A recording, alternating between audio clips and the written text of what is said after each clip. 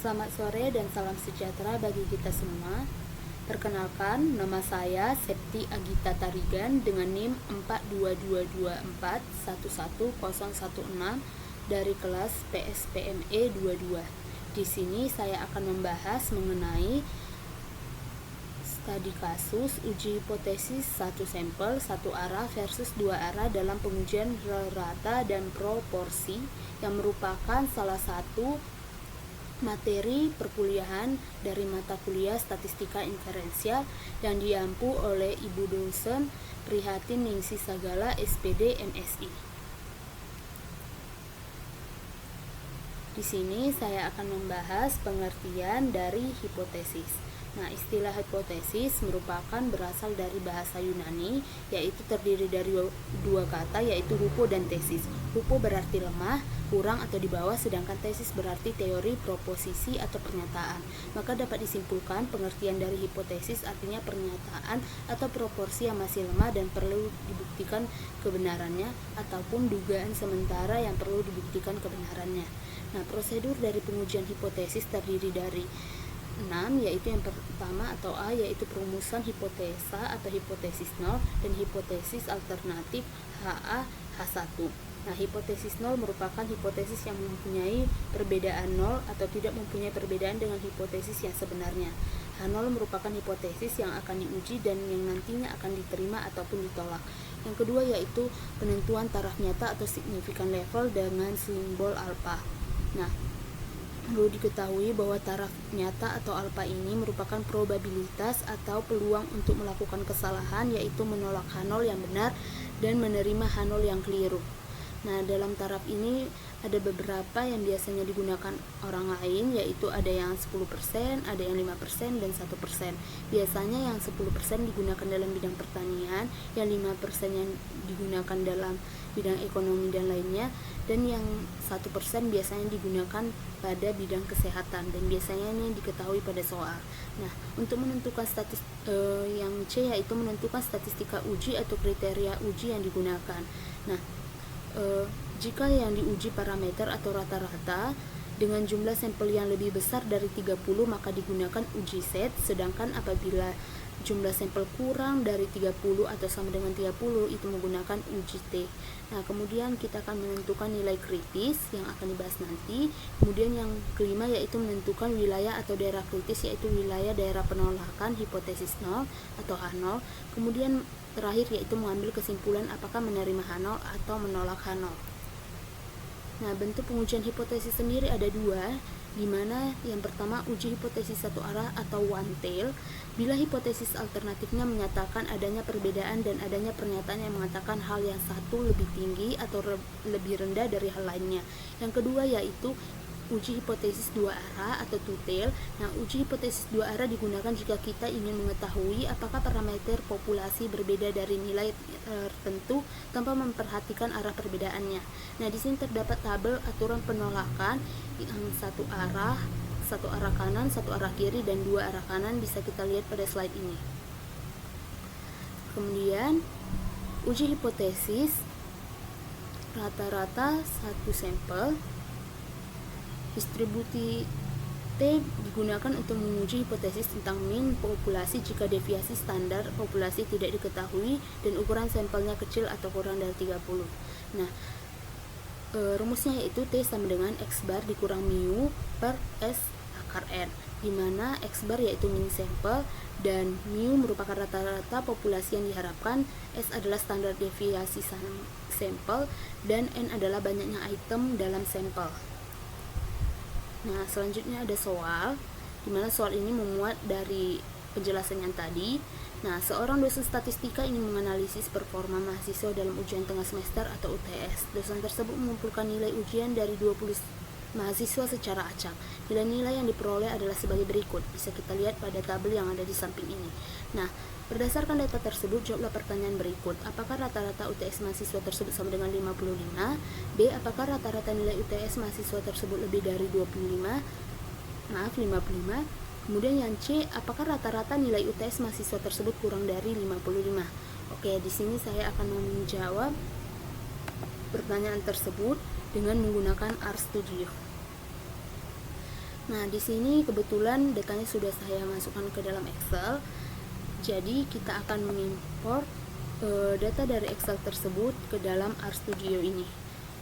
Klik import dataset, kemudian from Excel, kemudian di browse. Nah, kita cari datanya.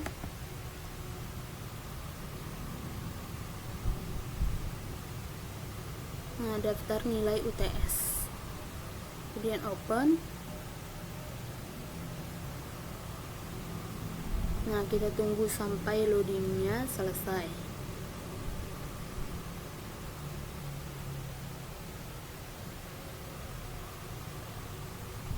Nah, di sini datanya sudah masuk ke dalam RStudio.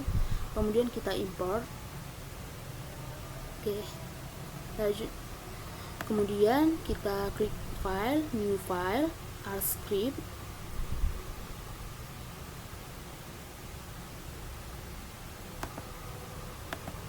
Oke, ini.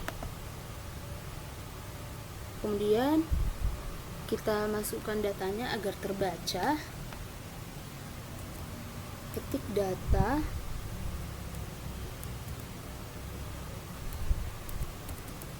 read Excel,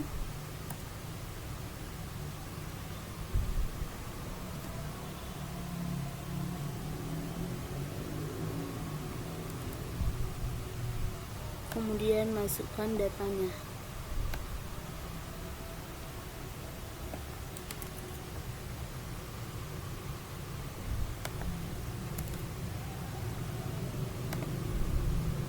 Oke, datanya sudah terlihat. Kemudian kita ketik summary data.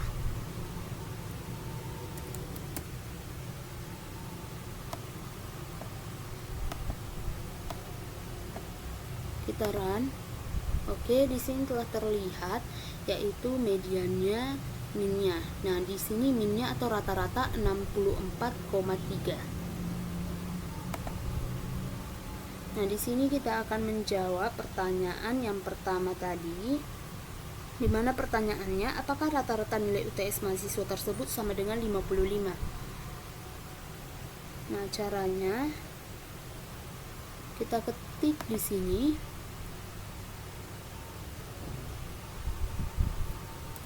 t.test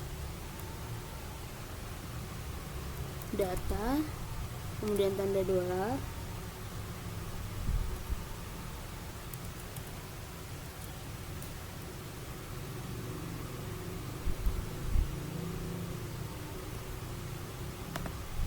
nilai UTS.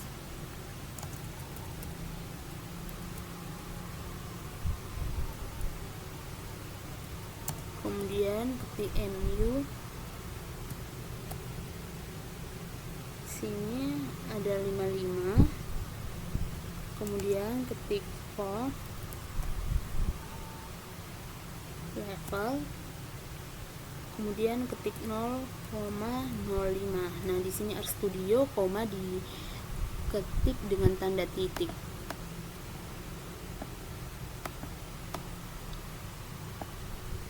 Kemudian kita run.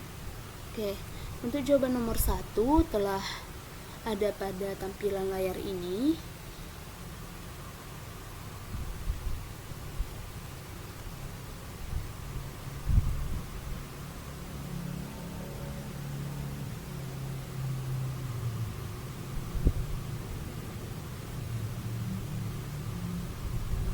Nah, untuk hasil uji T menunjukkan nilai value p-value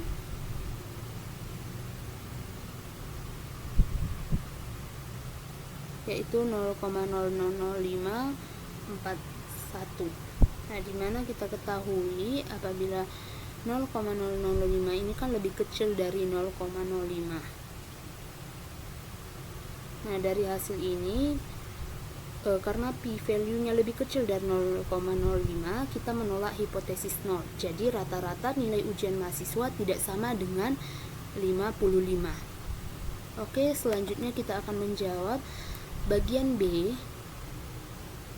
dimana kita kita ketik t-test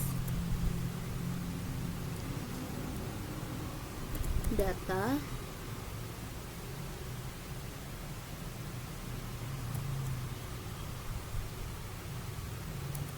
nilai UTS, kemudian ketik rata-rata yang diketahui tadi di soal. Kemudian di sini bedanya yaitu yang atas kita pakai conv level, sedangkan di sini kita menggunakan alternatif. Kemudian ketik greater.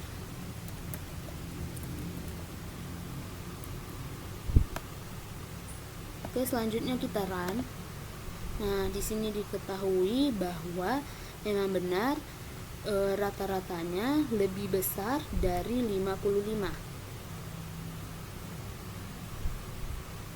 Nah, di sini kita lihat p-value-nya lagi yaitu 0,002706. Ini merupakan kurang dari 0,05.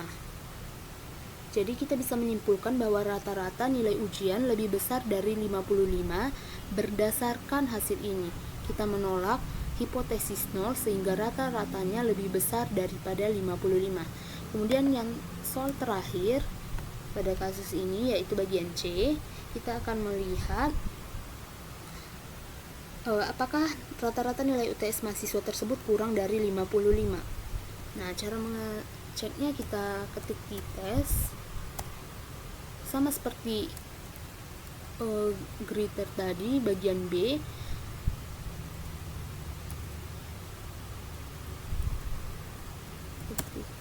Itu sama dengan 55. Alternatif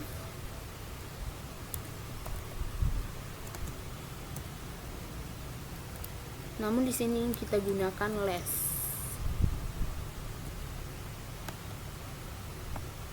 Nah, kemudian kita run sehingga dapat hasilnya p-value-nya yaitu 0,9997. Nah, ini bisa kita lihat bahwa p-value-nya ini lebih besar daripada 0,05.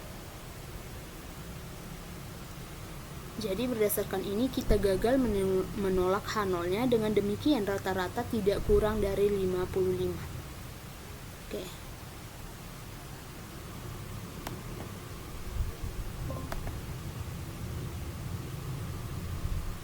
Selanjutnya kita akan membahas bagian proporsi.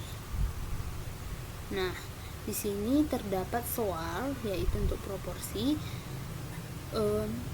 Sebuah program pelatihan programmer komputer diharapkan mampu meningkatkan kemampuan peserta hingga 60%. Namun setelah diterapkan pada kelompok terdiri dari 100 peserta yang dipilih secara acak, hanya 50% dari mereka yang menunjukkan peningkatan kemampuan signifikan. Apakah hasil ini memberikan bukti bahwa program pelatihan tersebut kurang dari efektif dibandingkan ekspektasi awal? Gunakan taraf signifikan 0,05 untuk melakukan uji hipotesis satu arah kiri, yang kiri. Nah, di sini kita lihat H0-nya. H0-nya yaitu P sama dengan 0,60, yaitu proporsi program pelatihan memiliki efektivitas 60%. H1-nya yaitu P lebih kecil dari 0,60, proporsi program pelatihan memiliki efektivitas kurang dari 60%. Oke. Di sini kita menjawab soalnya menggunakan Studio RStudio.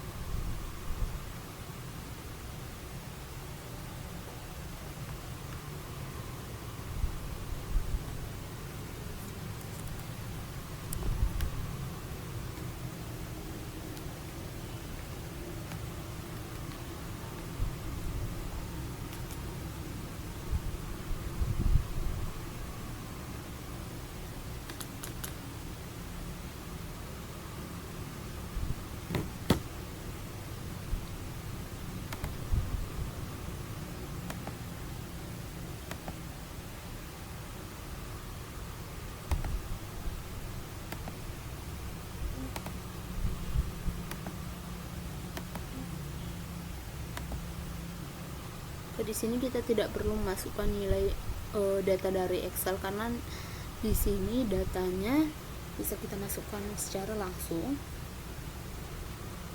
Pertama-tama kita masukkan data kasusnya terlebih dahulu, yaitu data kasus.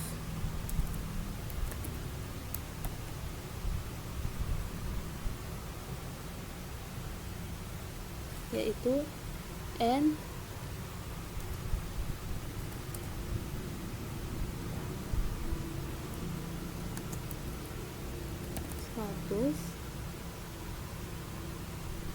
yaitu jumlah sampel, yaitu 100 peserta. Kemudian masukkan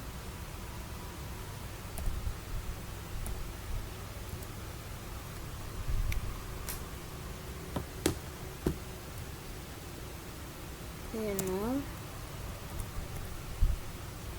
yaitu 0,60, yaitu proporsi ekspektasi awal 60%. Kemudian P observe,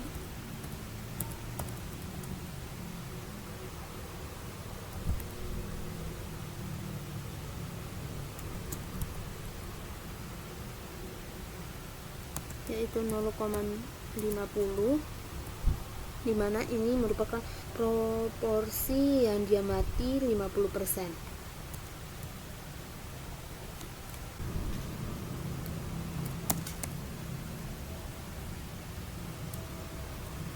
Kecil sama dengan 0,06 H1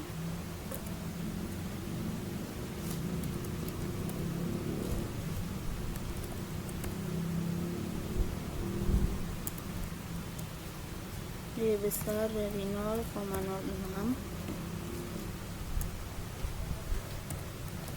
protes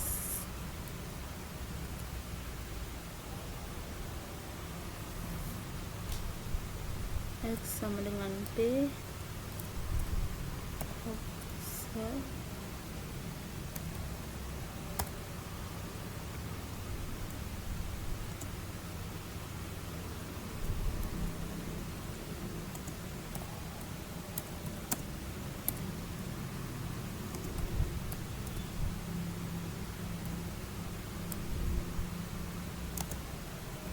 kemudian P sama dengan P 0 alternatif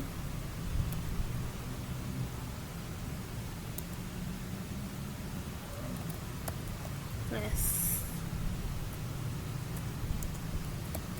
correct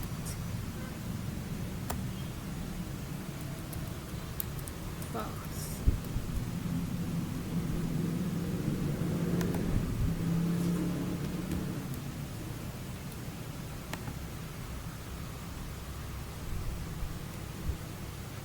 Kemudian setelah muncul hasilnya, di sini N tadi merupakan jumlah peserta atau sampel, dan P0 di sini proporsi ekspektasi awal yang dihipotesiskan 60% atau 0,6.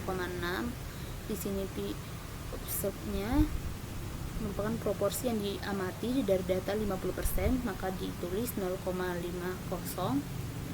Kemudian fungsi PROPTEXT ini digunakan untuk melakukan uji proporsi dengan argumen sebagai berikut, di mana X-nya adalah jumlah sukses yang diamati 50% dikali 100, dan N-nya merupakan jumlah total sampel 100, dan P proporsi ekspektasi awal atau 0,6.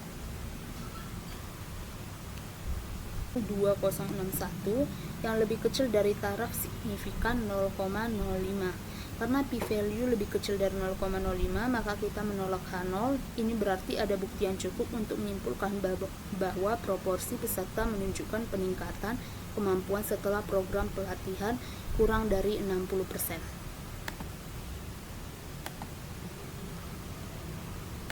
Selanjutnya kita masuk ke soal yang ketiga. Ini merupakan soal yang mirip seperti sebelumnya, namun di sini uji satu arah kanan, yaitu sebuah perusahaan diduga hanya mampu meningkatkan produktivitas karyawan sebesar 60% melalui program pelatihan standar. Namun setelah menerapkan program pelatihan baru kepada 100 karyawan yang dipilih secara acak, produktivitas karyawannya meningkat 70%. Apakah ini merupakan bukti yang cukup untuk menyimpulkan bahwa program pelatihan baru lebih efektif daripada program yang digunakan sebelumnya? Gunakan taraf nyata 0,05 atau alfanya. Kemudian ini merupakan uji satu arah ke kanan. Nah, penyelesaiannya yaitu kita buat H0 P sama dengan 0,60 atau proporsi produktivitas karyawan tetap 60%, sedangkan H1-nya di mana P lebih besar dari 0,60 proporsi produktivitas karyawan lebih dari 60%. Di sini kita akan menggunakan RStudio.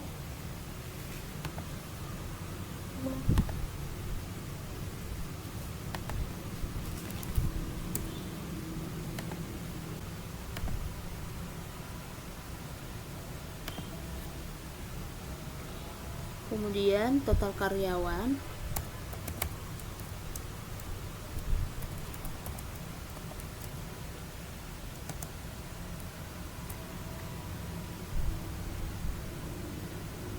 yaitu 100 prop harapan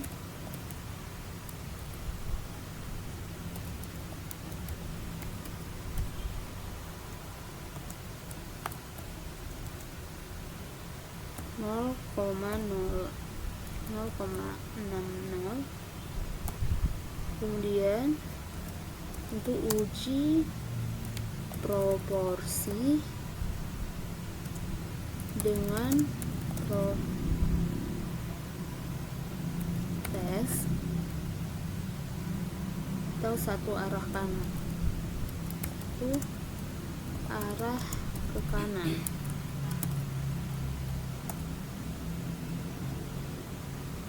Hasil uji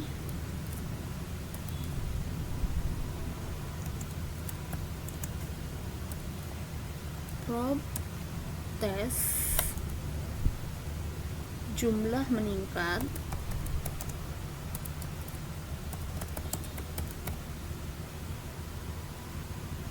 total karyawan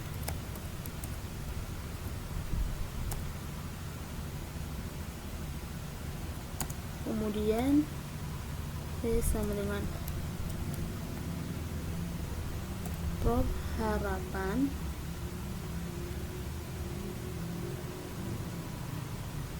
lalu alternatif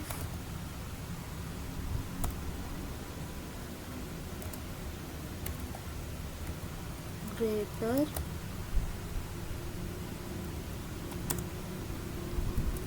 on level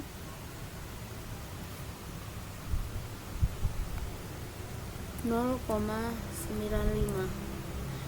Tadi kan 0,05, kemudian 100 dikurang 0,05 sehingga dapatlah count levelnya 0,95. Lalu untuk menampilkan hasil uji,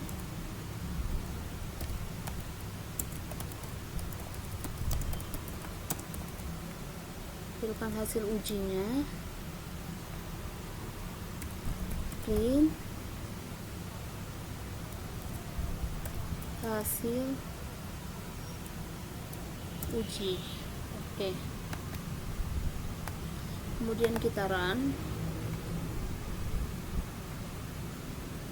Nah, di sini dapat p value-nya yaitu 0,02624, di mana ini merupakan lebih kecil dari 0,025, 0,05. Dimana di sini kita menolak H0, artinya proporsi produktivitas karyawan lebih dari 60%.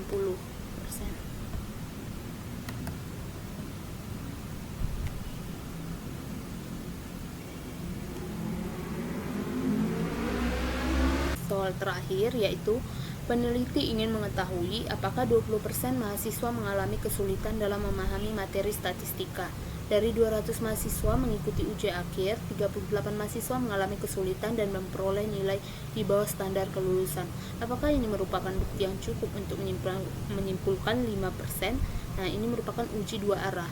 Nah, untuk menyelesaikannya, kita menentukan hipotesisnya terlebih dahulu, di mana proporsi mahasiswa mengalami kesulitan dalam memahami materi statistik adalah 20% menggunakan parameter populasi yaitu H0, di mana P sama dengan 0,20. H1 adalah proporsi mahasiswa yang kesulitan dalam memahami materi statistik adalah tidak 20% atau H1-nya merupakan P tidak sama dengan 0,20. Oke, selanjutnya kita akan menjawab soal ini dengan menggunakan stadio R atau R stadio.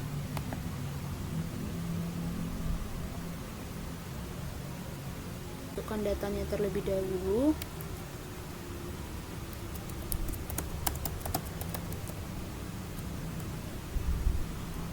Data kasus di mana jumlah kesulitan itu ada 38, kemudian total mahasiswa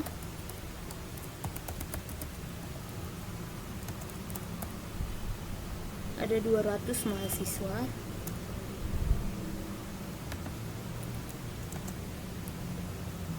lalu proporsi harapan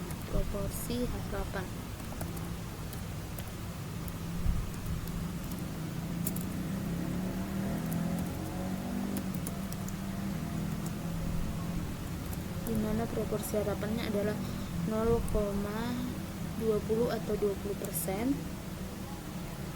Kemudian kita uji proporsi dengan menggunakan prob test,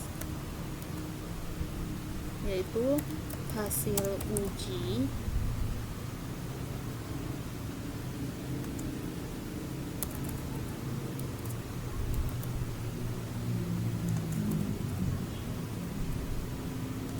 ketik prob test jumlah kesulitan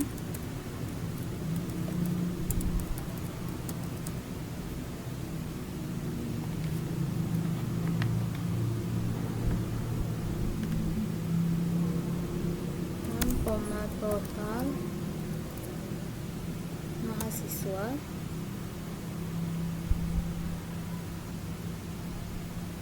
kemudian harapan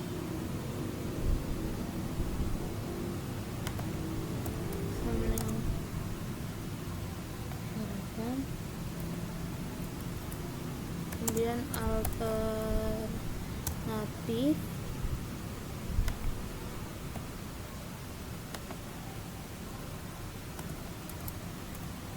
to site.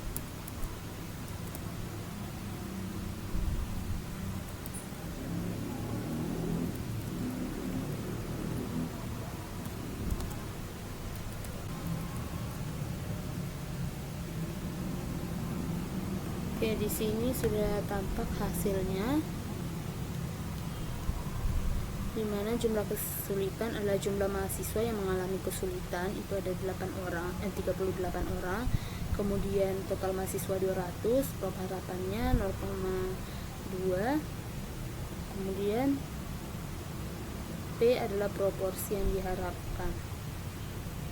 Untuk outputnya dimana kita melihat P value nya yaitu 0,7909,05, yaitu taraf signifikan yang digunakan. Karena P value nya lebih besar dari 0,05, maka kita gagal menolak hipotesis 0 atau H0 nya. Jadi hipotesis H0 yaitu proporsi mahasiswa mengalami kesulitan sama dengan 20%. Jadi kesimpulan berdasarkan hasil uji tes ini tidak ada bukti yang cukup untuk menyimpulkan bahwa presentasi persentase mahasiswa yang mengalami kesulitan dalam memahami materi secara signifikan berbeda dari 20%. Dengan demikian, hipotesis nol tidak dapat ditolak. Ya, sekian studi kasus yang saya bahas pada hari ini. Kurang lebihnya saya mohon maaf. Terima kasih.